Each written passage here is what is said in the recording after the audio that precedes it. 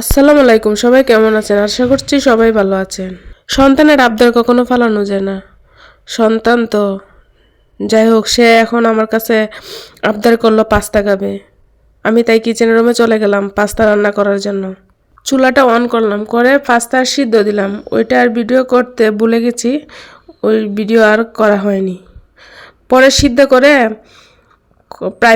Fry pan গরম হওয়ার পরে তেল দিলাম। তেল গরম হওয়ার পরে পেঁয়াজ দিয়ে ডিম ভেঙে দিলাম।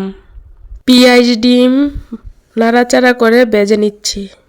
ভাজা হয়ে গেলে তারপরে টমেটো কুচি দিয়ে দেব। আর এদিকে তো আমার মেয়ে অস্থির হয়ে আছে, কখন সে পাস্তা খাবে। তাই আমি তাড়াতাড়ি রান্না করবার চেষ্টা করছি। আমি টমেটো কুচি দিয়ে দিলাম। এখন ভালো করে টমেটোটি নাড়াচাড়া করব, যতক্ষণ পর্যন্ত টমেটোটি সিদ্ধ না হয়ে আসছে। আবার সে বলতেছে, আম্মু পাপার জন্য রান্না করো, একটু বেশি করে রান্না করো। সে বারবার একই কথা বলছে।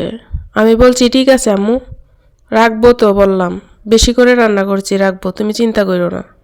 ওইদিকে আমার পেঁয়াজ ডিম টমেটো ভাজা হয়ে গেছে। এখন আমি পাস্তা আর নুডলস একসাথে মিক্স করে সিদ্ধ করে রেখেছিলাম, এইগুলো এখন ঢেলে দেব, দিয়ে নাড়াচাড়া করে ভেজে নেব। নুডলস হোক আর পাস্তা হোক, আমার কাছে একটু ভালো করে ভাজলে অনেক ভালো লাগে খেতে। নুডলস আর পাস্তার মধ্যে টমেটোটা না দিলে আমার কাছে ভালো লাগে না, জানি না কার কাছে কেমন লাগে, কারণ আমি আমার মতো করে রান্না করি, কারোর সাথে মিল নাও হতে পারে।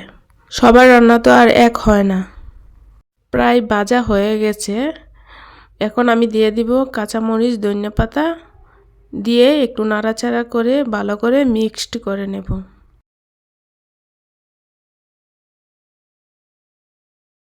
ধনিয়াপাতা আর কাঁচামরিচ ভালো করে মিক্সড না করলে খেতে ভালো লাগতো না। আমার রান্নাটা কমপ্লিট হয়ে গেল, এখন তাকে খেতে দেব। সে তো দেখেই মহাখুশি, সে আমাকে বলছে আম্মু একটু ঠান্ডা করে দেও, আমি খাবো। তাকে আমি ঠান্ডা করে দিলাম। সবাই ভালো থাকবেন, সুস্থ থাকবেন। আল্লাহ হাফেজ।